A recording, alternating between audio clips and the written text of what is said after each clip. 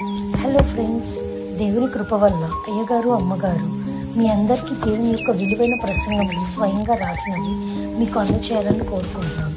మా పుస్తకంలో సిలువ ధ్యాన ప్రసంగములు 83 ప్రసంగములు, క్రిస్మస్ ప్రసంగములు 50 ప్రసంగములు, బైబిల్లోని స్త్రీల ప్రసంగములు 72 ప్రసంగములు, మోషే సుఖోపవాస ప్రసంగములు 63 ప్రసంగములు. ఈ పుస్తకములు అయ్యగారు అమ్మగారు స్వయంగా రాసినవి మీ అందరికీ అందాలని కోరుకుంటున్నాము. మా పుస్తకములు కావాల్సిన వారు కాంటాక్ట్ అవ్వాల్సిన numbers: Bapatla reverend doctor P Jayapal garu, phone number 9866412025. Guntur doctor P Prasad Rao garu, phone number 9413685994 and 9705789407. మా పుస్తకంలో మీరు తీసుకొని చదివి ఆదరణ పొంది దేవుని మహిమపరచాలని కోరుకుంటున్నాము. Don't forget to like the video. Thank you.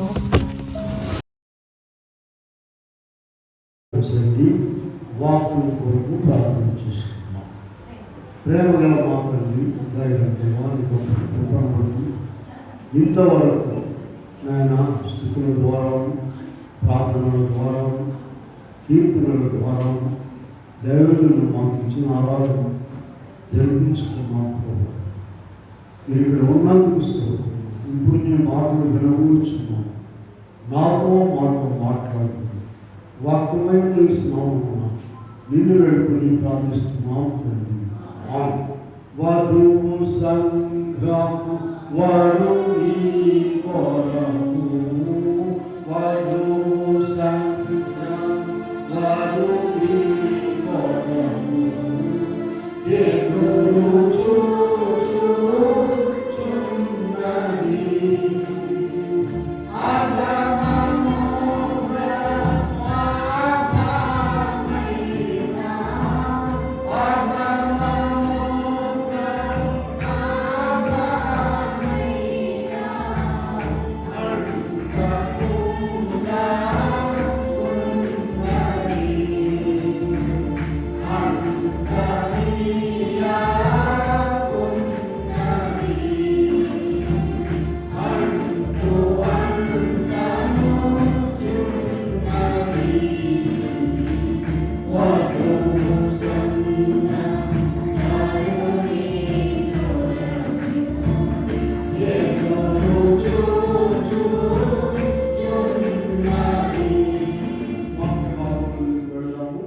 పరమగీతము 2వ అధ్యాయంలో 8వ వచనం మాత్రమే ఇది మనం ధ్యానం చేసుకున్నాం.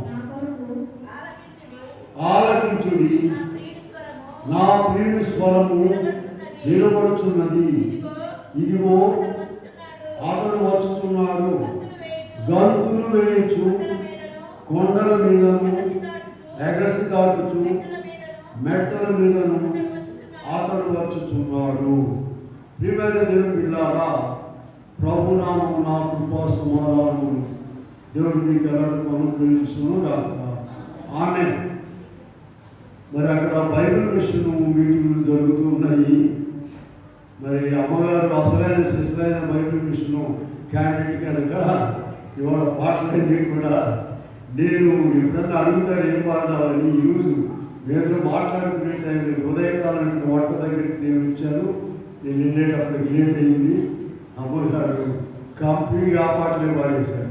సరే, వాక్యంలోకి వెళ్దాం. చూడండి, ఇక్కడ పరమగీత గ్రంథము జనానికి అర్థం కాదు. లోకముతో పాపంతో నిండిపోయినటువంటి మనకు ఈ పరమగీతం చదివేటప్పుడు చాలా ఇబ్బందిగా ఉంటుంది.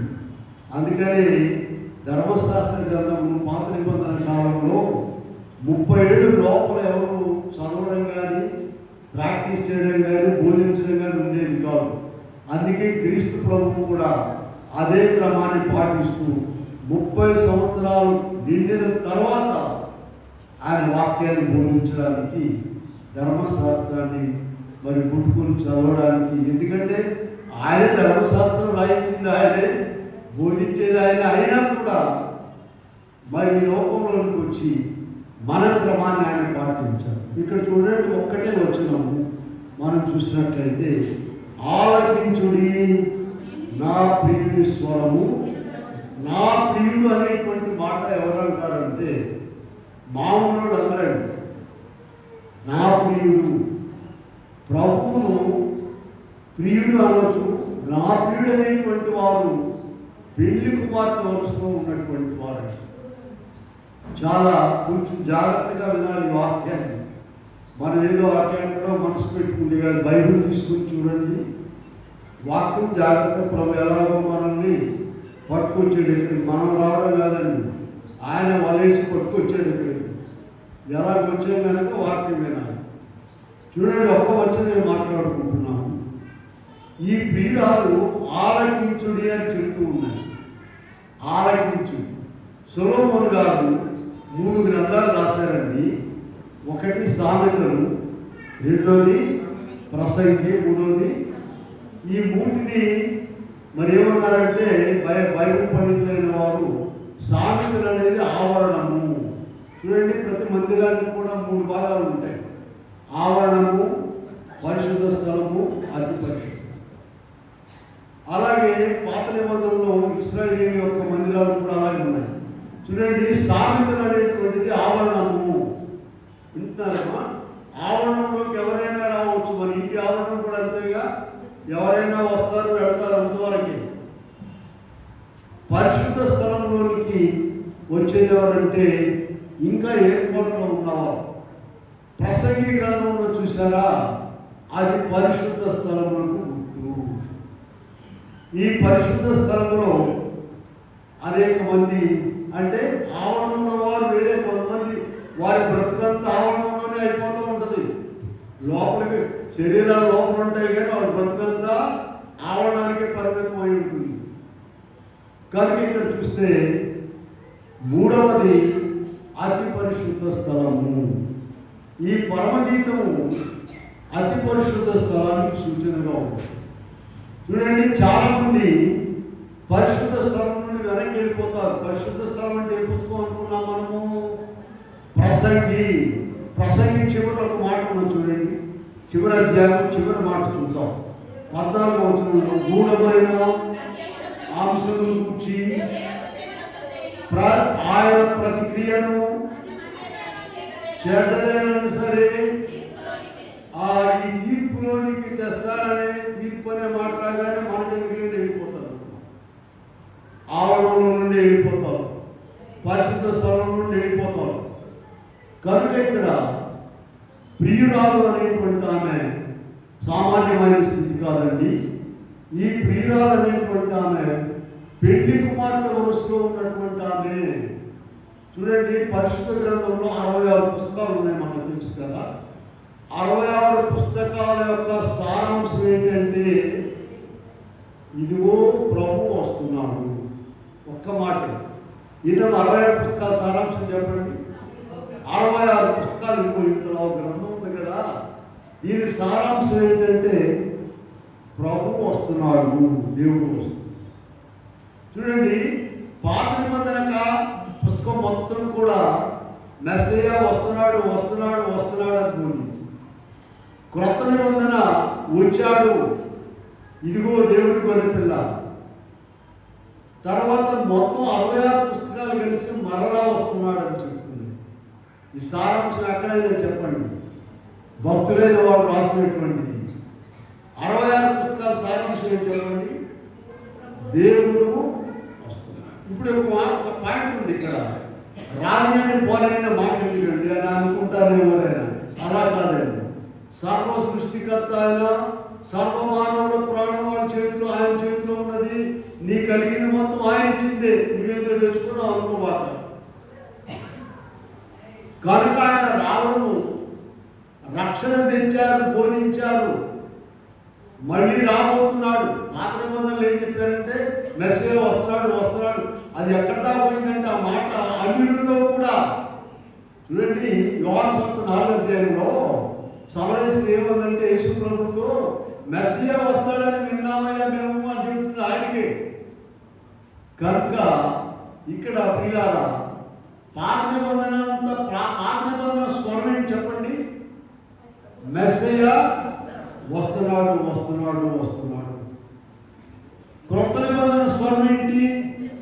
వచ్చాడు, ఇదిగో ఇదిగో లోక పాపములను మోసుకొని పోవు. వచ్చేసాడు. మొత్తం అన్ని పుస్తకాలు కలిసి ఏం చెప్తున్నాయి? మరలా వస్తున్నాడు. ఇందాక మాట చెప్పారు, ఆయన రానండి పోనండి మాకెందుకు, మమ్మల్ని బ్రతకనేయండి అని ఎవరైనా అనుకుంటాడేమో. అలా కాదండి. సమస్తం ఆయన మూలముగా కలిగి ఉన్నదేదియు ఎక్కడుందన్నమాట? యోహాను సువార్త 1. కనుక ఆయన సృష్టి చేశాడు, మానవులను చేశాడు, బాగుపడంటారా బాగా అని చెప్పాడు. తప్పిపోయారు, మళ్ళా వచ్చాడు సరిచేయడానికి. మళ్ళీ ఈసారి వస్తున్నాడు సిద్ధపడిన వారిని తీసుకెళ్ళడానికి, మిగిలిపోయిన వారికి 7 ఏళ్ల శ్రమను. అంతేకాదు ఆయన సెటప్ అంతా మార్చేస్తున్నాడు. భూమి ఆకాశంలో ఆయనవి, ఆయన కొత్త భూమి కొత్త ఆకాశాన్ని ఏర్పాటు చేయబోతున్నాడు.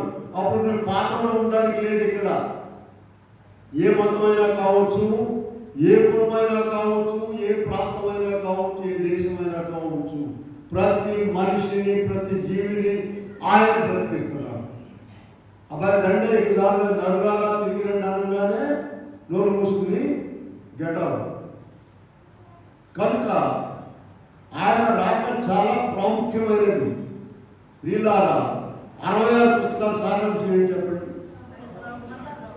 ప్రభు మరణాత్ అని చెప్తారు తెలుసా మీకు? చదవండి ఎక్కడుందో మరణాత్ అని. బైబిల్లో 1 కొరింథీ పత్రికలో చిట్ట చివరి చూడండి అమ్మా, మరణాత్ అనేది చిట్ట చివర ప్రభు వస్తున్నాడు అనేటువంటి మాటలు ఉంది కదా. ఫుట్ నోట్స్ చూడండి. ఫుట్ నోట్స్ లో ఏముందో చూడండి అమ్మా.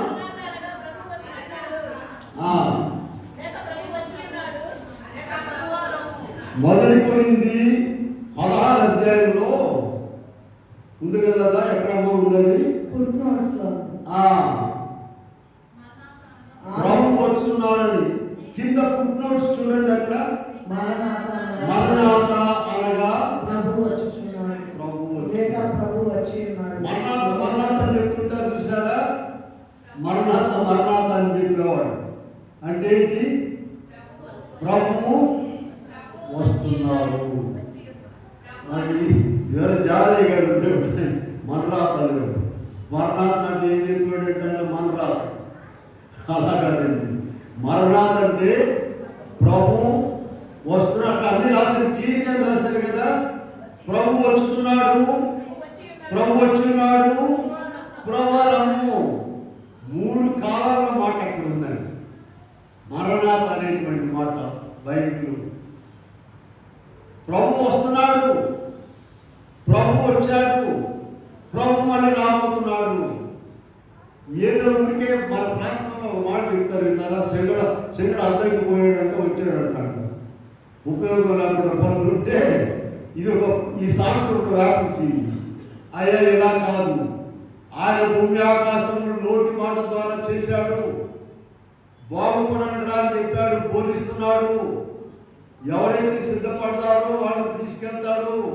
మిగిలిన వారికి శిక్ష తప్పదు. ఎవరైనా సరే, నువ్వు ప్రధానమంత్రి కావచ్చు, రాష్ట్రపతి కావచ్చు, నువ్వు లేకపోతే కాగితాలు పూజ చేసుకునేవాడు కావచ్చు, మధ్యాహ్నం all are equal before God. దేవుడి దృష్టిలో అందరూ కూడా సమానమే. సరే, అయితే ఇక్కడ ప్రియురాలు ఎవరో చెప్పాలి మనం. అందరూ ప్రియురాలు వరుసలోనికి రాలేరండి. చూడండి, ప్రియురాలు ఎవరంటే మనం చూసినట్లయితే ఇక్కడ మత్తయి సువార్త 13 అధ్యాయంలోకి వెళ్ళండి. అక్కడ 13:8 అక్కడ విత్తువారి యొక్క ఉపమానం ప్రభు చెప్పారు. కొన్ని ఏమో త్రోవ ప్రక్కన పడ్డాయి, కొన్ని రాతి నేలను పడ్డాయి, కొన్ని ముళ్ళ పొదల్లో పడ్డాయి. అవి 3 మనం కాదనుకుందాం. మనం అందరం చెప్పండి, మంచి నేలను పడిన విత్తనాలు. మరి మంచి నేలను పడిన విత్తనాలు 3 రకాల పంట ఎందుకు వచ్చింది? 13:8 చూసారా? మత్తయి 13:8లో కొన్ని 100 60 ఈ 100 పంటలో ఉన్నటువంటి వారే పెళ్లి కుమార్తె వరుసలో ఉన్నవారు. ఈ పెళ్లి కుమార్తె వరుసలో ఉన్నవారే నా ప్రియుడు అనే మాటను సంబోధించగలరు. నా ప్రియుడు, నా ప్రియుడు అనే మాటను సంబోధిస్తారు. కనుక ఇది ఎంత కష్టమైనటువంటి మాటలో చూడండి. ఆయన వచ్చేసి వీళ్ళని 7 ఏళ్ల పెళ్లి విందులకు తీసుకుపోతారు.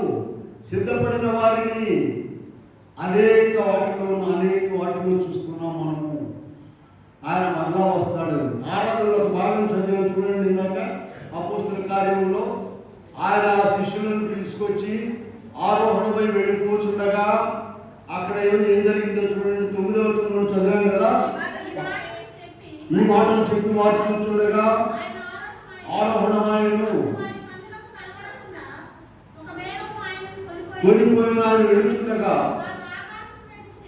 ఇదిగో తెల్లని వస్త్రమును ధరించుకొనిన మీరెందుకు చూచున్నారు? మీ యొద్ద నుండి ఏ రీతిగా అపోస్తల కార్యం 1:11 ఆ రీతిగానే తిరిగి వచ్చునని మీకు ప్రియులారా, గ్రంథం ఘోషిస్తుంది. ప్రియురాలు ఏమంటుందంటే ఆలకించండి, ఆలకించండి. వినపడుతుందా నీకు? ఒక ఆయన అక్కడ ఉన్నాడమ్మా, అయ్యా ఇట్లా అన్న నాకు వినపడుతుంది, ఆడే ఉన్నాడు అనుకో. వినపడినట్టే వినపడినట్ట వంద మాట తీసేవి రాయాలి. ఆయన మంచుకోడు. నాకు వినపడుతుంది నేను అన్నట్టే. నువ్వు ఆలోచించి ఏం చేస్తున్నావు? దేవుని మాటలు 66 పుస్తకాల్లో నీవు లోకంలో చాలా మంది ఉండగా నీవు నేర్పరుచుకున్నాడు దేవుడు. నువ్వు ఆలోచిస్తున్నావా? నీకు వినపడుతుందా? ఏ మాట ఆలోచించాలండి? ఇదిగో ఆయన వచ్చుచున్నాడు. నీ సంగతి ఏంటి? నువ్వు ఆలోచించినట్లయితే సిద్ధపడుతున్నావా? చూడండి, మనకు ఈ కొత్త నిబంధన కాలంలో ఉన్న మనకు దేవుడు ఎంత ధన్యత ఇచ్చాడంటే, పాత నిబంధనలో ఉన్నటువంటి ఆయన వచ్చుతున్నాడనే స్వరం వినడానికి వీలిచ్చాడు, వచ్చాడనే స్వరం వినడానికి వీలిచ్చారు, రాబోతున్నాడనేటువంటి స్వరము వినడానికి కూడా 3 స్వరాలు వినేటువంటి ధన్యత ప్రభు మనకి ప్రియులారా. కనుక ప్రియురాలు ఏం చెప్తుందంటే ఆలకించుడి, నా ప్రియుని స్వరం. మర్చిపోబాకండి, అది టెక్స్ట్ మనకు పరమగీతం 2:8 మర్చిపోవు. ఆ పేజీ మూసి కూడా చూడండి, చదవండి మళ్ళీ. ఆలకించుడి, నా ప్రియుని స్వరము, ఇదిగో అతడు వచ్చుతున్నాడు, గంతులు వేయుచు కొండల మీదను ఎగసి దాటుచు వచ్చుతున్నాడు. ఆయన వస్తున్నాడు. వీళ్ళారా, అందుకే నైవేద్యం రాస్తారు, మరణాతాయనగా మన ప్రభువు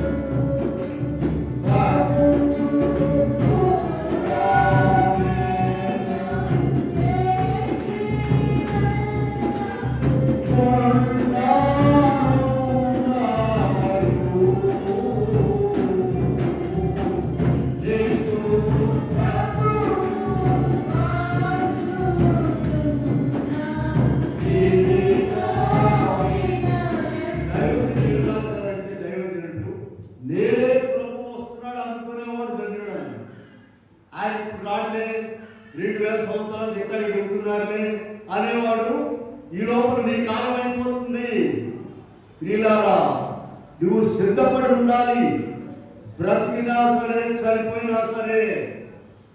మొదటి దశలోనికి రాసిన పత్రిక 4:16 ఆర్భాటంతోనూ ప్రధాన దూత శబ్దంతోనూ దేవుని కొడుతోనూ ప్రభు పరలోకం నుండి దిగి వచ్చును. క్రీస్తునందుండి మృతులైన వారు మొదట లేచి. నువ్వు సిద్ధపడాలి. నీ కాలం ఎప్పుడో నీకు తెలియదు. అవరు డేస్ ఆఫ్ నంబర్డ్ అని వ్రాయబడి ఉన్నది. ఆ హక్కు ఎప్పుడైపోతుందో తెలియదు కదా మనకి. తెలియదు కనుక వెంటనే ఆయన పిలుపుగానే వెళ్ళాలి. బైబిల్లో 2 పిలుపులు ఉన్నాయండి. ఒకటేమో మొదటి పిలుపు, రెండోదేమో మొదటి పిలుపు ఏంటి? ప్రయాసపడి భారం మోసుకుంటున్నా ఎందుకుగా అట్లా వస్తారు, నా దగ్గరికి రండి, మీకు హాయిగా ఏది కావాలో అది ఇస్తాను.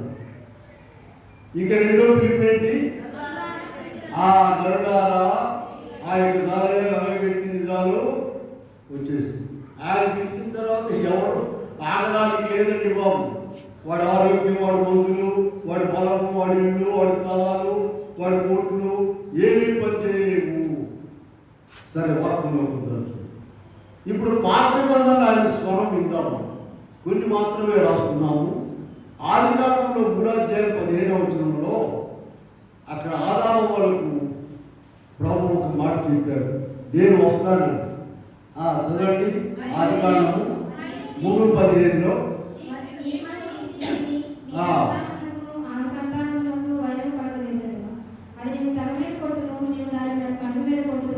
కనుక ఎవరు అతను? ఆయన క్రీస్తు ప్రభువే. నేను వస్తానని చెప్పి ప్రభు వారిద్దరికీ వాగ్దానం చేశాడు. అక్కడ మొదలు పెట్టుకొని అబ్రహాము గారి దగ్గర చూద్దాం. 12:3 భూమి యొక్క సమస్త వంశములు నీ యందు ఆశీర్వదించబడును. అంటే ఏంటి? నేను వస్తాను. అబ్రహాము గారు ఎప్పుడో చనిపోయాడండి పాత నిబంధనలో. అంటే క్రీస్తు ప్రభు అబ్రహాము సంతానంలో వచ్చి అందరినీ ఆశీర్వదిస్తారనే మాటను బట్టి ఆయన వస్తాడనే స్వరము పాత నిబంధనలో వినబడుచున్నది. సంఖ్యాకాండం 24లోకి వెళ్ళండి. అక్కడ 17వ వచనంలో బిలాము ప్రవక్త ఆయన వస్తున్నాడు అనేటువంటి స్వరం వినిపిస్తున్నాడు. ఇదిగో నక్షత్రము యాకోబులో ఉదయించును. చూసారా? ఆ బిలాము గారిని వేరే పని మీద తీసుకెళ్తే ఆయనకు దేవుని ఆత్మ నిండిపోయి ఇదిగో ఆయన వస్తున్నాడు అని చెప్తున్నాడు. పాత నిబంధనలో ప్రభు వస్తున్నాడనే స్వరమును మనము చూపిస్తున్నాము. యెషయా 11లోకి వెళ్తాం. యెషయా 11లో యెషయి ముద్దు నుండి శివుడు పుట్టును. యెషయి ముద్దు అంటే యెషయా గ్రంథం రాసిన ఆయన కాదు, పొరపాటు పడవద్దు మీరు. యెషయా గ్రంథం రాసిన ఆయన కదా, ఎవరు చెప్పండి? బెత్లెహేములో ఉన్నటువంటి దావీదు వాళ్ళ నాన్న యెషయి అండి. ఆ యెషయి ముద్దు నుండి క్రీస్తు ప్రభు చేస్తారు దావీదు. నేను వస్తున్నాననే స్వరం. ఈ స్వరాలన్నీ మనం పాత నిబంధనలో ఉన్నవారు అనేక మంది వినలేదండి, నశించిపోయారు. దేవుడు మనం ప్రేమించి అన్ని స్వరాలు వినడానికి ఆయన అవకాశం ఇచ్చారు. ఇంకా చూద్దాం, చూడండి. యెషయా 7:14 ఏం చెప్తున్నారు? ఆయన స్వరం వినబడుతుంది. యెషయా 7:14 ఆలకించుడి, కన్యక గర్భవతి కుమారుని కనుడు. పాత నిబంధనలో ఆయన వస్తున్నాడు అనేటువంటి స్వరం. సరే, ఆయన రాలేదు, ఆలస్యం అయిపోయింది. యెషయా గారికేమో ఆయన కాలం అయిపోయింది. ఆయన ఎట్టయినా సరే క్రిస్మస్ పండుగ చేసుకుని వెళ్ళాలనుకున్నాడు. 9:6 కదండి. 9:6 ఏలైనగా మరొక శిశువు పుట్టెను, కుమారుడు. అసలు పుట్టాడే చెప్పండి, అబద్ధాలు రాస్తున్నారా? కాదు. ఆ భక్తుడు పరలోకంతో ఏకమైపోయి ఆయన వచ్చేసాడు. ఎట్లా ఉన్నాడో కూడా చెప్పేశాడు. ఎవరన్నా పిల్లవాడి గారు అమ్మాయి గారు పుడితే పుడితే ఏం చూసించిన వాళ్ళు ఏమంటారమ్మా, బాగుందా, ఎర్రగా ఉందా, ముక్కు ఉందా, మరి బాగుందా, అందంగా ఉందా అని అడుగుతారు కదా. అప్పుడు చెప్తారు, అమ్మా బాగుందండి, అలా అమ్మలాగా ఉందా, నాన్నలాగా ఉందా. అందుకని ఈయన చెప్పాడు, ఆయన రాకముందే కొన్ని వందల సంవత్సరాల క్రితమే ఏలేదగా మనకు శిశువు పుట్టెను, మనకు ఎవరికి, మనకంటే సర్వమానవాడి కదా, ఆలస్యంగా మనం కూడా మాకు సరే. ఇప్పుడు ఇవన్నీ ఏంటని చెప్తున్నాము, పాత నిబంధనలు ఆయన మెసేజ్ వస్తున్నాడు అనేటువంటి ఎక్కడ పుడతాడో కూడా చెప్పారు. చూడండి, మీకాలోకి వెళ్ళండి, మీకా గ్రంథంలో చూస్తే 5:2 ఆయన ఎక్కడ పుడతాడో కూడా చెప్పి, బెత్లెహేము ఎప్పుడంతా నీవెంత మాత్రమును అల్పమైన దానం కాదు, నీలో నుండి వచ్చును, పురాతన కాలం మొదలుకొని ఆయన ప్రత్యక్షమవుతుంది. మీకా గారు ఏం చెప్పాడండి, దేవుని ఆత్మతో నిండి, బాబు ఇప్పుడు వస్తున్నాడు అనుకోవాకండి, ఆయన పురాతన కాలం నుండి శాశ్వత కాలం వరకు ఆయన ప్రత్యక్షమవుతుంది.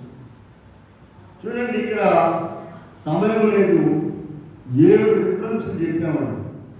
పాత నిబంధనలు ఆయన వస్తున్నాడు అనేటువంటి స్వరం. అమ్మ ఆలకిస్తున్నారా? మన మూలవాక్యం ఏంటి? ఆలకించుడి నా ప్రియుడి స్వరము. ఎవరి మాట చెబుతుంది? నా ప్రియుడి స్వరం. నా పెళ్లి కుమార్. పెళ్లి కుమార్తె అంటే ఏంటి? 35 మార్కులు 50, 98 కాదండి. 100 అంటే ఏంటో వాళ్ళని అడగండి, విరోచనాలు పడతాయి. మనకు ఆ మాటలు విన్నామండి. 100 నేర్చుకోవడం అంటే మాటలు కాదు, ఆ వరుసలో ఉన్నవాడే పెళ్లి. చూడండి, 355 రిఫరెన్స్లు ఉన్నాయండి పాత నిబంధనలు. యేసు ప్రభువుల గురించి చెప్పిన మాత్రమే, చెప్పిన మాట 355 ఉన్నాయి. ఇంక ఇవన్నీ మనము చూసుకోలేము. పాత నిబంధనలో ఆయన స్వరాలు మనం 7 విషయాలు లేదు. ఇప్పుడు మన కొత్త నిబంధనలో ఆయన మళ్ళీ రెండవసారి వస్తున్నాడనే స్వరాలు విన్నాం. యోహాను 14:1 ప్రభు ఏం చెప్పారంటే, ఆయన స్వయంగా చెప్పారు, మీ హృదయములను కలవరపడనీయకుడి, దేవుని యందు విశ్వాసం ఉంచున్నారు, ఆ మీ కొరకు స్థలం సిద్ధపరచబడుతున్నాను, నేనుండు స్థలంలో. ఇదిగో ఇది ఏం చెప్తుంది ఈ మాట చెప్పండి? ఆయన రెండవసారి వస్తాడనే మాట చెప్తుంది. యోహాను స్వామి ఉన్నారు కదా, 12:32 వెళ్ళమ్మా, 12:32. నేను భూమి మీద నుండి పైకెత్తబడిన ఎడల అందరినీ నా యొద్దకు ఆకర్షించుకుంటున్నాను. అందరినీ. ఆ తండ్రి ఆశ అట్లా ఉందండి. ఏం చేస్తాం? ఒక తల్లిదండ్రులు ఉన్నారనుకోండి, పిల్లలు పుట్టగానే ఏమనుకుంటారమ్మా, గొప్పవారుగా చేయాలని. ఒకడు డాక్టర్ గానో లేకపోతే ఇంకొకడు మరి ఏమంటారండి, ప్రధానమంత్రి అనుకున్నామని చేయాలని అనుకుంటాడు కదా. ఒక ఏటేర్చినా తప్పుతాడు, ఆడు 10 తప్పుతాడు, ఇంటర్ తప్పుతాడు, నీకు ఇండియాలో ఎక్కడ ఉన్నది ఆడు పని ఏంటమ్మా. మరి ఇది ఎట్లా? ఆ తండ్రి ఆలోచన ఎట్లా ఉంది? పరలోకపు తండ్రి ఆలోచన చూడండి ఎంత గంభీరం. నేను అందరినీ ఆకర్షించాలి. తాగుబోతులు, దొంగలు, వ్యభిచారులు, నరాంతకులు, ఆయన అందరిని ఆకర్షించాలని చూస్తున్నాం. సరే, ఇప్పుడు మనం ఏం చేస్తున్నామంటే, క్రొత్త నిబంధనలు ఆయన రెండవసారి వస్తాడు అని చెప్పబడిన మాటలు మనం ఇప్పుడు ధ్యానం చేస్తున్నాము, ఆలోచించాలి. చూడండి, అపోస్తల కార్యం గారు చదివాము. ఆయన ఆరోహణమై వెళ్ళిపోతుండగా వీళ్ళు పైకి చూస్తూ ఉన్నారట. చూస్తున్నప్పుడు మధ్యాకాశంలోనికి ఇద్దరు వచ్చారు. ఏం మాట్లాడుతున్నారు వాళ్ళు? గలిలయ మనుషులారా, మీరెందుకు ఆకాశం వైపు తేరి చూస్తున్నారు? మీ వద్ద నుండి ఏ రీతిగా పరలోకమునకు వెళ్ళటం మీరు చూచితురో ఆ రీతిగానే ఆలకిస్తున్నారా? ఆలకించారు. ఈ మాట చాలా విలువైన మాట. దేశంలో మాటలు, అక్రమైన మాటలు ఇద్దరు తగులుకున్నారంటే ఆడ గురించే బలి ఆలోచిస్తారా పట్టండి గొడవ. వీళ్ళారా ఈ మాటలు ఆలోచించాలి. ఇవి మన బ్రతుకులు మార్చే మాటలు, మన జీవితాలను మార్చే మాటలు, మన కుటుంబాలను మార్చే మాటలు ఆలోచించాలి. ఇంకా చూద్దాం చూడండి, దీంట్లో కూడా కొన్ని మనకు తెలిసిన మాటలేనండి. మొదటి దశలోనికే రాసిన పత్రిక 4:16-17 ఆర్భాటంతోనూ దేవుడి మూలంతోనూ ప్రభు మొదట ఎవరంటే ఎంతబడేది క్రీస్తునందుని మృతులేరో. ఇప్పుడు ఈ మాటలు ఎలా ఏం చెప్తున్నాయంటే ఆయన వస్తాడు, ఆయన రెండోసారి వస్తాడు అని గ్యారంటీగా చెప్తున్నాడు. మనం ఆలోచించాలి. ఇంకొక మాట చూద్దాం. మరి మత్తయి సువార్త 24 వెళ్దాం. 24:29 చూద్దాము. మత్తయి సువార్త. ఆ దినమున శ్రమ ముగిసిన వెంటనే చీకటి సూర్యుని కమ్మును, చంద్రుడు కాంతిని ఇయ్యడు, ఆకాశంలోని నక్షత్రములు రాలును, ఆకాశమందు శక్తులు కలిగింపబడును. అప్పుడు మనుష్య కుమారుని చూసిన ఆకాశమందు కనబడును. అప్పుడు మనుష్య కుమారుడు ప్రభావంతో మహామహిమతో ఆకాశ మేఘాలుడై వచ్చుట చూచి సకల గోత్రముల వారు రొమ్ము కొట్టుకుందురు. మరియు ఆయన గొప్ప బూరతో పంపును. ఈ చివరి నుండి ఆ చివరి వరకు ఏర్పరచుకుని వారిని పూర్తి చేస్తున్నారు. నువ్వు ఇందులో ఉంటావు చూస్తూ ఏం చేస్తారంట? ప్రతి నేత్రము, నీవు ఏ మతమైనా కావచ్చు, ఏ కులమైనా కావచ్చు, ఎవడైనా కావచ్చు. మీరు ఇదే మాటను అప్పుడు ప్రకటనలో చూడండి, ప్రకటన గ్రంథంలో కూడా చూద్దాం ఈ మాటలు. ప్రకటనలో మొదటి అధ్యాయంలో ఎక్కడ చదువుతారు చూడండి, 1:7 ఇదిగో ఆయన మేఘారూఢుడై ప్రతి నేత్రం ఆయనను చూచును. ప్రతి నేత్రం అంటే వేసుకోం నమ్ముకున్న వాళ్ళగా నేను అర్థం చెప్పండి, నేను అర్థం తెలియట్లేదు మనకు. ప్రతి నేత్రం అంటే బైబిల్ తీసుకుని గుడికి వచ్చేవాళ్ళు అనుకోవాలండి. బైబిల్ గ్రంథం ఎవరిని వదిలిపెట్టలా. అందరూ బాగుపడాలని, అందరూ రావాలని, ఇది అందరూ వచ్చి మతంలో దిగాలని, వ్యాపారంలో బాగా పాల్గొనాలని కాదు. నీ బ్రతుకు మారడానికి ఇందులోకి రావాలి. ఇక లోకంలో ఏది కూడా నిన్ను మార్చలేదు. మన ఆయన ఇంట్లో వాళ్ళందరేమో ప్రార్థనకి వెళ్తారండి. మా ఇంటి దగ్గర అవతల పాలు ఆయన దాని నుంచి గొడవ చేస్తారు. ఆయనతో అసలు మాట్లాడే అవకాశం దొరుకుతుంది అని చెప్పి, అయ్యా వీళ్ళు కూర్చోండి, ఏం మాట్లాడదు, ఎవరినేం చేయదు, నువ్వు రూపాయి కూడా దందా చేయదు, వీళ్ళు కూర్చుంటా చూసుకొని బ్రతుకు మారిపోద్దని చెప్పి గ్యారంటీ ఇచ్చాను. వచ్చి కూర్చుంటే చాలు, ఆడముంది ఏడం 10 మంది ఎవరొస్తులు ఉంటారండి.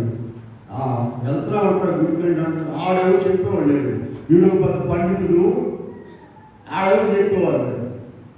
ఏమా ఎవరున్నారు మందిరంలో? ఎవరు ఇష్టం వచ్చినట్టు ఆడ నుంచుంటున్నారు అనుకున్నారా? ఈడ నుంచోవాలంటే ఎంతో అర్హత కావాలి, వ్యయ ప్రయాసన కావాలి, ఆయన ఏర్పాట్లో ఉండాలి. చాలా మందికి ఎరగదిద్దాం దేవుని సేవను ఉంది, కానీ వాక్యం లేదు, ఇలాగ వచ్చే పద్ధతి కూడా. మేము అందువల్ల గొప్పవాళ్ళం అని చెప్పట్లేదు. వాక్యమే వెళ్తున్నామా అంటే నేను విన్నాను, అక్కడ ఎవరు చెప్పేవాళ్ళు లేరండి. నీకేమొచ్చాయా? విజయవాడ మీటింగ్కి వెళ్తేనే ఒక అతను ఎవరు నా పక్కన కూర్చుని కాగితం మీరు చెప్తున్నాడండి ఆయన అని చెప్పి, నేను ఆడుకున్నాను, నీకు 10 కాగితాలు తెచ్చిస్తాడు, నువ్వు ప్రసంగం చేయి. విమర్శించడం తేలికే, అక్కడ పనిచేయడము తప్పు. నోరు మూసుకున్నాడాయా, నీకు 10 కాగితాలు ఇస్తారు. ప్రసంగం ఆయన ఎవరో నాకు తెలీదు, ప్రసంగం చేశాడు నాకు తెలీదు, పక్కన కూర్చున్నాడు కనుక బాగుతున్నాడు, ఏదో ఒక భాగాలుగా చేతగానేవాడు. లీలారావు ఇక్కడ మనం ఆలోచించినట్లయితే 66 పుస్తకాల సారాంశం ఏం చెప్పామో మళ్ళీ చెప్పండి. ప్రభువు వస్తున్నాడు, జాగ్రత్త, వస్తున్నాడు, వచ్చాడు. రాబోతున్నాడు. మరణాంత కనపడిందా నీకు? ఏమో మరణాంత ఎక్కడ ఎవరైనా అడుగుతారు, ఏం మరణాంత చెప్తున్నారు ఏడుంది అంటే ఇప్పుడే వస్తాను ఉండని వెళ్ళకూడదు.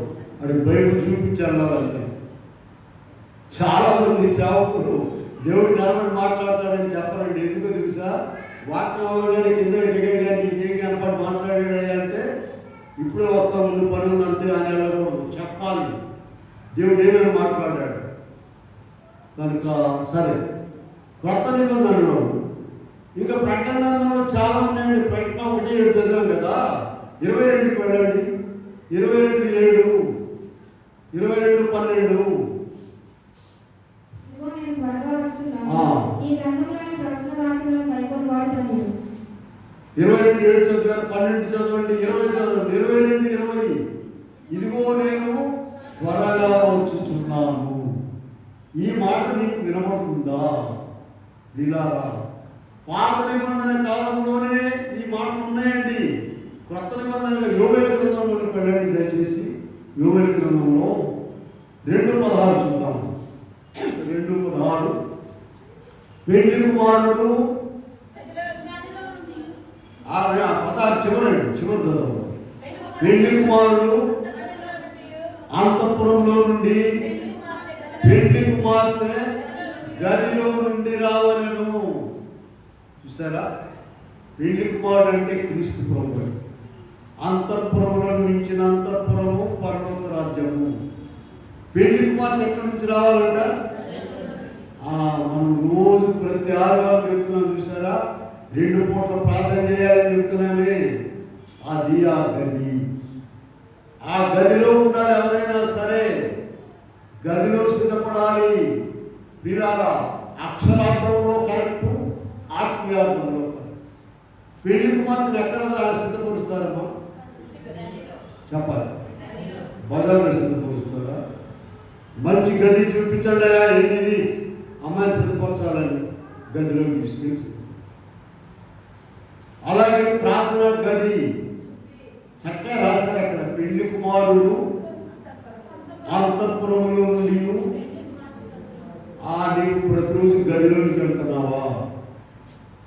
సిద్ధపడుతున్నావా? సిద్ధపడి ఈ సిద్ధపడతాం కాదండి, గురువు కూడా ఆలస్యం పడుతున్నారు. ఇంటికాడ దిగి తలాలు దిగి గడలేసి కట్టి లేట్ అయిపోతుంది. సరే, అదేమంటే ఇక తప్పదనుకోండి. ఆడవాళ్ళు ఉన్నారు చూడండి, కడుపులో నుండి రావడం కూడా ఆలస్యం. బజార్ వెళ్ళాలంటే ఆలస్యం. ఈ మొగ్గలు రెడీ అయి కూర్చుంటారు. రావడానికి వస్తాను. కోటానికి వెళ్ళాలంటే ఎంత పెడతాడు రావడానికి లేదు కదా. మా దగ్గర బయట దగ్గర స్కూల్ ఉంది. ఆ పిల్లల్ని పంపించడానికి పడుతుంది. ముందు తల్లి సిద్ధపడాలి, తర్వాత పిల్లలు సిద్ధపడాలి. మీకు ఎట్లా ఇచ్చారంటే జనం దోచుకుంటారు బజార్ నుంచి. సరే, లేట్ ఎక్కడ లేట్ అయినా కూడా ప్రభు సన్నిధిలో సిద్ధపడటంలో వాళ్ళు వదిలేయకూడదండి. వాళ్ళ ద్వారానే ఆయన వచ్చింది ఈ లోకానికి. వాళ్ళే సిద్ధపరిచేది, వాళ్ళే ఎంతో దేవుని పని చేసేది. సరే, మన పాయింట్లు కొద్దాం చూడండి. ఇక్కడ పాత నిబంధనలో కూడా ఏమున్నాయో చెప్పండి. ప్రభు వస్తున్నాడు. మలాకీలోకి వెళ్ళండి, ఒకసారి చూద్దాము. మలాకీ గ్రంథంలో మనం చూసినట్లయితే అక్కడ 3:2 చూద్దాం. 3:2 చూడండి. 3:2 ఆయన వచ్చు దినము ఎవరు సహింపగలరు? ఆయన ఒప్పుడగా ఎవరు ఓర్వగలరు? ఆయన కంసాలి అగ్ని వంటి వాడు, చాకరి వాణి సబ్బు వంటి వాడు. వీళ్ళారా, ఈసారి అట్లా కదండి వచ్చేది. పోయినసారి వస్తే ఉమ్మేశారా, మేకులు కొట్టారు, నువ్వు దేవుడు అయితే దిగిరమ్మన్నారు, ఇష్టమైన మాట్లాడేది. ఇప్పుడు ఆగారు. పురుషోత్తమ చౌదరి గారు ఒక పాట రాశారండి. నాడు వచ్చి నాడు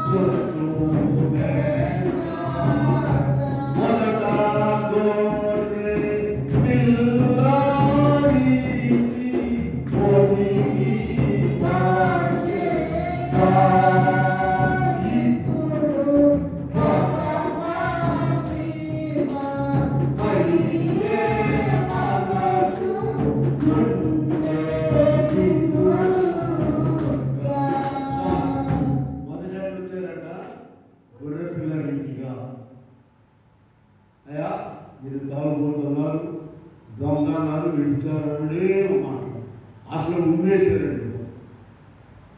ఇప్పుడు రెండోసారి కొదమ సింహంలాగా రాబోతున్నారు. ఇదిగో వినబడుతుందా? ప్రియురాలు చెప్తుంది, ఆలకించుడి.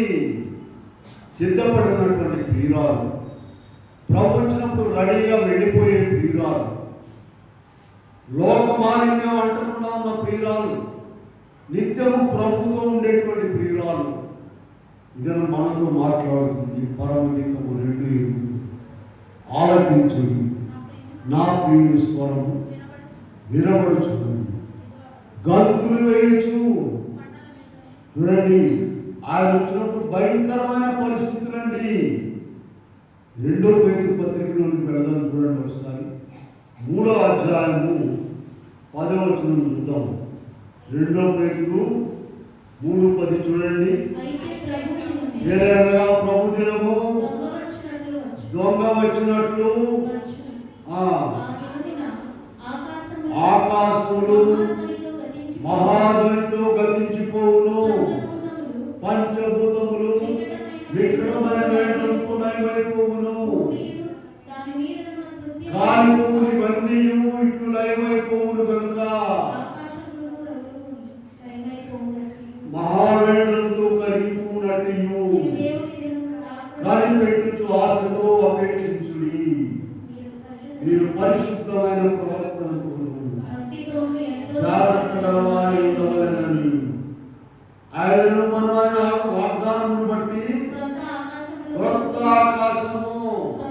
అయ్యా, మాకు అక్కడ వేరే పరలోకం ఉంది, మా దేవుడు వేరు, మా పరలోకం వేరు అనుకుంటున్నారేమో. కాదు కాదు కాదు పిల్లారా, ఆకాశములు భూమి గతించిపోతే నువ్వు ఎక్కడ ఉంటావయ్యా? మాకు యేసుప్రభు అక్కర్లేదు, మా దేవుడు వేరు, మా మతం వేరు, మేము వేరు. ప్రతి ఒక్క మానవుని గురించి మాట్లాడుతుంది పరిశుద్ధ గ్రంథం. ఆకాశములు ఏం చేస్తున్నాయట? గతించిపోతున్నాయి. అవి బోధిస్తున్నాయి, రోజు బోధిస్తున్నాయి. తెలుసా? ఆ కీర్తన 19:1 చూడండి. కీర్తన 19:1 ఆకాశములు దేవుని మహిమను వివరించుతున్నవి, అంతరిక్షం ఆయన చేతి పనిని ప్రచురము చేయుచున్నది. పగటికి పగలు, రాత్రికి రాత్రి, వాటికి భాష లేదు.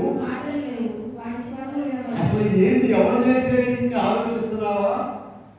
లేదా గుడ్డే విషయంలో పడి చేసినట్టుగా వెళ్ళిపోతా ఉన్నాం బతుకు. ఏంది, నీ అమెరికా వాడు పెట్టాడా, రష్యా వాడు పెట్టాడా? నీ పగలు రాత్రి ఎవరు పెట్టినా ఎవరు? ప్రియులారా, ఇవన్నీ కూడా మనకు బోధించేటువంటి ఆకాశములు రేపు ఏమైపోతున్నాయట? 2వ పేతురు పత్రికలో 3వ అధ్యాయము 10 నుండి చూసినట్లయితే, ఇవన్నీ ఇట్లు లయమైపోవును కనుక ఆకాశమును అవునుకొని లయమైపోవునట్టు పంచభూతములు ఆవేంద్రంతో కరిగిపోయినట్టు దేవుని దినపు రాకడ కొరకు ఇలారా. ఆయన తల్లి కన్నా తండ్రి కన్నా ఎక్కువ ప్రేమ కలిగిన వాడు. రోజు కాసేపు ఆయన సన్నిధిలో మోకరించి ప్రార్థన చేసి ఆయన తలంపు కలిగి అక్రమముగా ఉండొద్దని ఆయన కోరింది. ఇలా మీకా గారు ఒక మాట, చక్కని మాట చెప్పారు, నాకు గుర్తొచ్చింది. చూడండి, మీకా గారు, నేను చూపిస్తానో లేదు, మీకా గారు ఒక మాట చూద్దాం. 6 చూద్దాం. రైట్. ఏమి తీసుకుని ఈ కావాలి ఏమి తీసుకుని ఏమి తీసుకుని వచ్చి నేను యెహోవాను దర్శింతును, ఏమి తీసుకుని వచ్చి మహోన్నతుడైన దేవుని సన్నిధిని నమస్కారం చేతును, దహనబలులను ఏడాదులు దూడలను అర్పించి దర్శించునా ఆ వేల కొలది పొట్టేళ్లను నదులు విస్తారమైన తైలము ఆయనకు సంతోషం నా అతిక్రమమునకై. నా దేశపుత్రుని నేను ఎత్తునా నా పాప పరిహారమునకై 8వ వచనం చూడండి అమ్మా. 8వ వచనం. మనుషుడా కొంతమందికి మేఘా గ్రంథం దొరకలేంత వరకు ఖచ్చితంగా ఉంది బైబిల్. అమ్మా 8వ వచనం చూడండి. ఇప్పుడు మనుషుడా ఏది ఉత్తమమో అది నీకు తెలియదు. మనుషుడా ఏది ఉత్తమమో అది నీకు తెలియజేయబడి ఉంది. అది నీకు తెలియజేయబడి ఉంది. న్యాయముగా న్యాయముగా నడుచుకొనుటయు, కనికరము ప్రేమించుటయు, దీన మనస్సు కలిగి ఇంతే కదా, యెహోవాను ఇంతే కదా దేవుడు నిన్ను అడిగేది. నిన్ను ఏమైనా రక్తం కోసి 4 బాటిల్ ఇవ్వమన్నాడా? ఇది వేయడానికే అబ్బో పెద్ద బడాయి పూసు కోపం. నువ్వెంత అంటే నువ్వెంత. వీళ్ళ ఇంతే కదా. మనుషుడా ఏది ఉత్తమమో, మనుషుడా అంటే ఏదమ్మా? క్రైస్తవులు అని అర్థమా? ఆలోచించండి. కనుక సరే మనం పాఠం ఇక్కడ సమయం చాలా అయిపోతుంది కదా. మన మొదటి అంశం చూడండి. ఇదిగో ఆలకించుడి, ఆ గంతులు వేయచ్చు. గంతులు వేస్తూ వస్తున్నాడంట ఆయన మొదటి రాకలో. ఇప్పుడు నా స్వరూపము, నా పోలిక ఇచ్చిన మనుషులతో, పాపులతో ఎప్పుడు కలిసి ఉందామా? ఎప్పుడు వారితో భోంచేద్దామా? ఎప్పుడు వారి కొరకు ప్రాణం పెడదామా? ఎప్పుడు సిలువలో చనిపోదామా?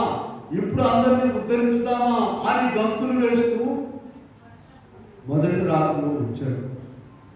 ఇప్పుడు 2వ రాకలో నా కొరకు, నా పని కొరకు ఎన్ని నిందలు పడుతున్నారో, ఎన్ని అవమానాలు పడుతున్నారో, ఎంత కష్టపడి పనిచేస్తున్నారో, నా కొరకు ఎలా నిలబడి ఉన్నారో వారిని తీసుకెళ్లాలని గంతులు వేస్తూ వస్తున్నాడు ఆయన.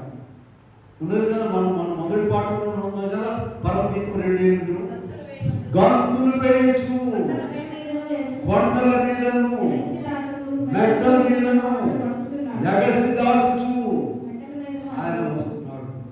కొండలంటే తెలుసు, ఆటంకాలు, మనమే ఆటంకాలు. మొదటి రాకలో చూడండి, మెస్సయ్య వస్తాడు వస్తాడు వస్తాడని బోధించిన వారే తీరా ఆయన రాగానే ఈయన కాదన్న. శాస్త్రులు, పరిసయ్యులు, ప్రధాన యాజకులు, ప్రజల పెద్దలు ఆయన ఎవరైతే వస్తాడని బోధించారో తీరా రాగానే ఈయన కాదన్న. ఎందుకంటే వాళ్ళ దృష్టిలో ఒక మనిషి తాడెత్తులు ఉండాలనుకున్నారు. దేవుడు తాడెత్తులు ఉండాలి, బరువేమో 15 క్వింటాలు ఉండాలని అనుకున్నారు. కానీ ఇట్లా మామూలు మనుషులు అనుకుంటే ఎట్లా? ఆయన కంటికి ఆనలా వీళ్ళారా. కానీ అద్భుత కార్యాలు చేసి చూపించాడు. నేను దేవుడిని రుజువుపరిచాడు. 4 దినాలు సమాధిలో ఉన్న లాజరును బయటకు రమ్మనగానే అప్పుడు కూడా బుద్ధి రాలా. ఎవరికి? అప్పుడున్న వాళ్ళకి కాదు, మనం ఇప్పుడున్న వాళ్ళకి కూడా బుద్ధి రాదు. కనుక గంతులు వేయచ్చు. మొదటి రాకలో ఎప్పుడు వెళదామా, ఎప్పుడు మరేమ గర్భంలో ఉందామా, ఎప్పుడు పశువుల తోటలో పడుకోవడానికి గంతులు వేయాలా? ఏదైనా బంగారు పుయ్యాల్లో పడుకోవచ్చు కాదా? అన్నీ ఆయనే కదా, అన్నిళ్ళు ఆయనేగా. కాదు, మనకు మాదిరి చూపించడానికి ఆయన సంతోషంగా వచ్చారు. ఈసారి కూడా 2వసారి ఎప్పుడు ఆయన కొరకు కష్టపడేవాళ్ళు ఉన్నారు, శ్రమ పడేవాళ్ళు ఉన్నారు, నిందలు అవమానాలు భరించేవాళ్ళు ఉన్నారండి. సంఘం నడిపించడం అంటే మాటలు కాదు. అందరూ మాట్లాడి అడిగేవాళ్ళు. మేము ఎవరి మీద వెళ్తాము? అదే అమ్మగారు అడిగే ఎవరి మీద అడుగుతారు? నువ్వు చూసుకో, నేను వస్తానని చూసుకుంటాను, నీకు ఛాలెంజ్. మేము ఇయ్యాలి, నేను కూడా పోతాడు చక్కగా అన్ని చేసుకుని కూర్చోవచ్చు, ఊరేగింపు చేస్తాను. మరి ఇక్కడ ఉండేవాళ్ళ సంగతి ఏంటి? ఎవరు వదిలిపెట్టకూడదు. అమ్మా అలగండి, అందరూ అలగండి, మా మీద ఏం పర్వాలేదు. మేము మాత్రం ఎవరి మీద అవ్వడం, మేము ప్రార్థన చేస్తున్నాం.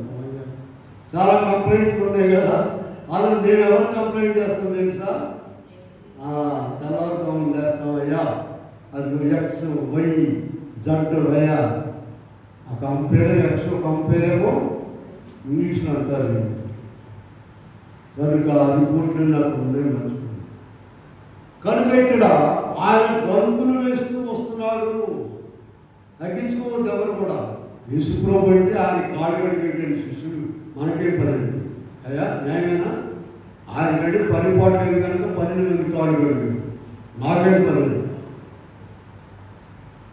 అని అనుకుంటున్నాము. పరలోక రాజ్యముకు సమీపంగా లేదు, మర్చిపోవద్దండి.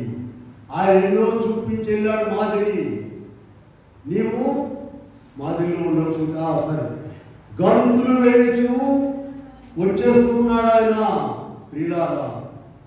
కనుక మనము ఆయన రాకను ఎదుర్కోవాలి.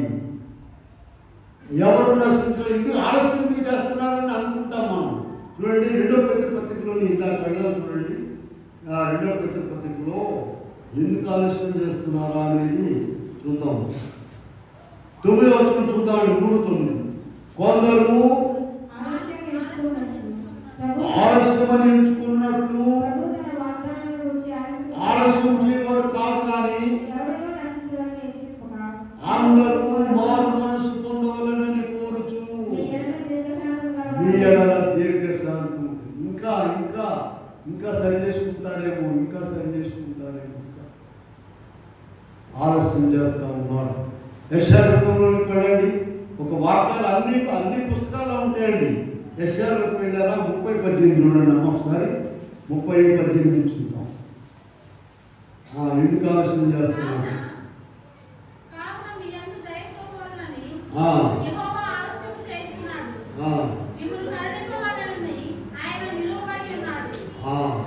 ఆయన నిలబడి ఉన్నాడు. చూసారా? ఎందుకని?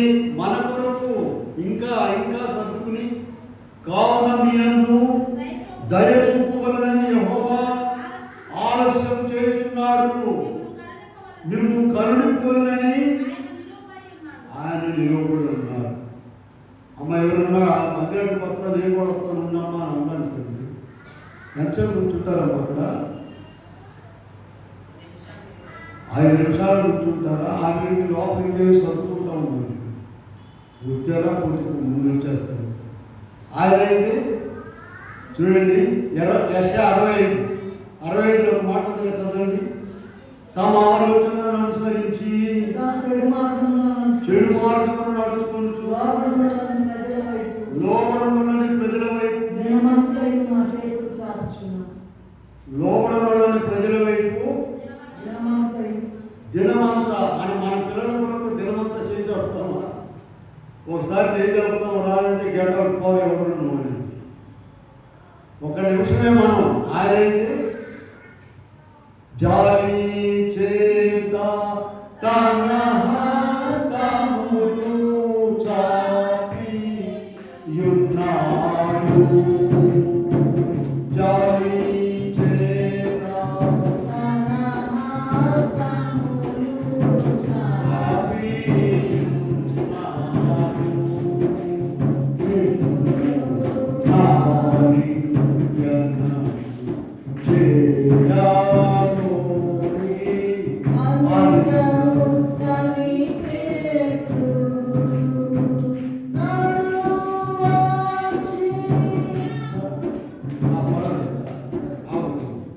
కనుక ఇక్కడ మనం చూసినట్లయితే ఇంకొక విషయం నేను చూపించి ముగిస్తాను.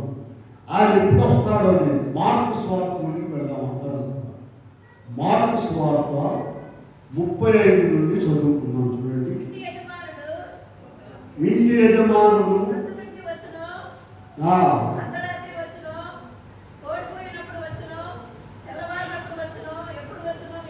చూసారా? ఇంటి యజమానుడు పొద్దున్నకి వచ్చును, అర్ధరాత్రి వచ్చును, కోడిపోయినప్పుడు వచ్చును. ఈ 4 మాటలు మనం చూసుకొని వెళ్దాం. రొద్దు కుంకినప్పుడు అంటే నీతి సూర్యుడైన ప్రభువును సిలువలో చంపేశారు. అది పొద్దు కుంకిన సమయం. చూడండి 12 మంది శిష్యులు ప్రభు చెప్పిన వాగ్దానాన్ని బట్టి యోహాను సువార్త 14:1 చెప్పారు కదా, నేను స్థలంలో మీరు.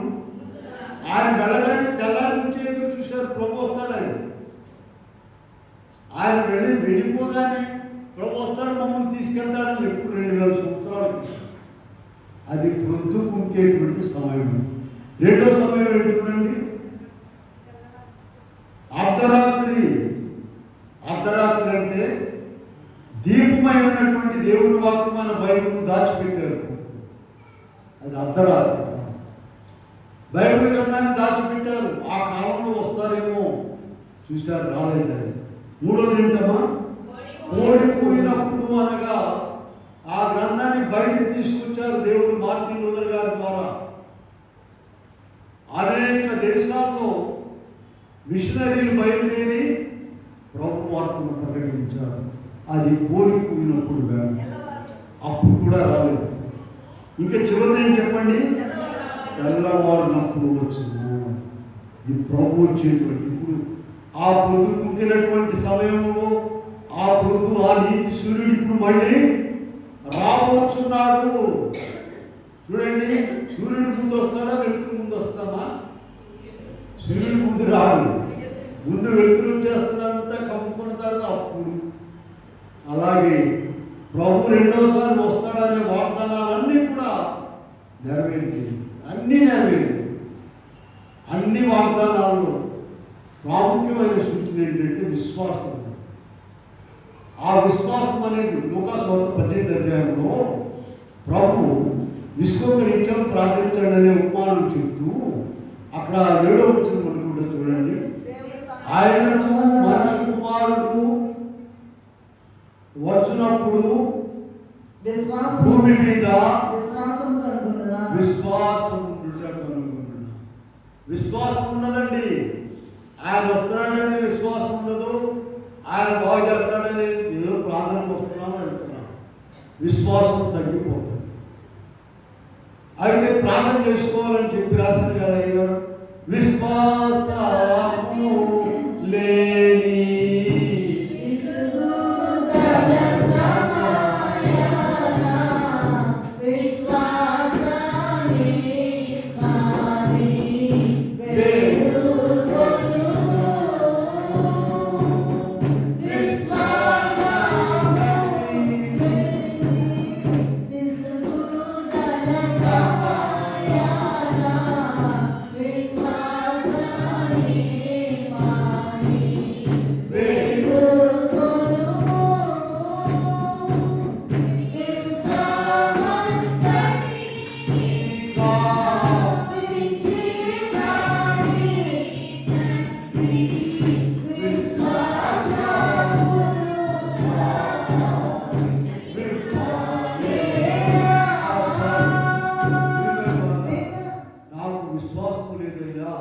దయచేయండి అంటే ప్రభుత్వం. ఏ విశ్వాసం ఉండాలి? ఆయన వస్తాడు, నన్ను తీసుకొని పోతాడు అనే విశ్వాసము ఉండాలి నీకు. సాతాను ఏం చెప్పుద్దంటే వింటారా అందరూ, నువ్వు చచ్చిపోతావు కదా, నిన్ను అక్కడ తీసుకెళ్తాడు అంట. సాతానికి ఏం చెప్పాలి మనము? మొదటి దశలోనికి రాసిన పత్రిక 4:16-17 అప్పుడు వాడు తోకం మనకి ఇది ఎప్పుడైనా తెలియదు అనుకో, ఇక మన మీద కట్టడం జరుగుతుంది. సార్ యేసు ప్రభు మీదే చేసేది కట్టడం. అప్పుడు ఆయన వాక్యంలో బాగా చూపించాడు. నేను చనిపోయినా కూడా ఎగిరి వెళ్తాను చూసుకో. మొదటి దశలోనికి రాసిన పత్రిక డిఫరెన్స్ గుర్తుండాలి కమ్మా. నీకంటే పక్కకు అదే పని కనుక మాకు పని మన ఇంటికాడ సామాన్యం గుర్తుంటుంది.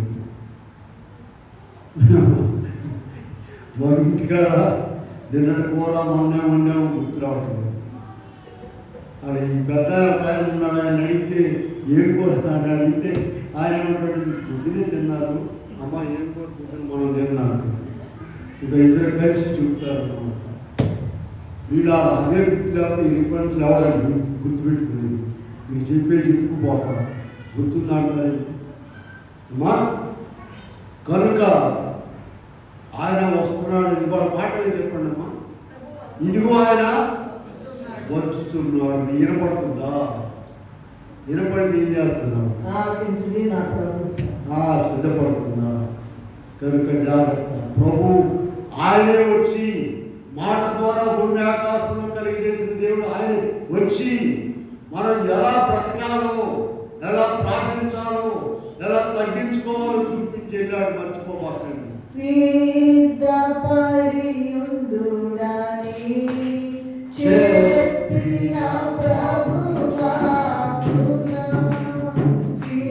సిద్ధపడి ఉండునని చెప్పిన ప్రభువా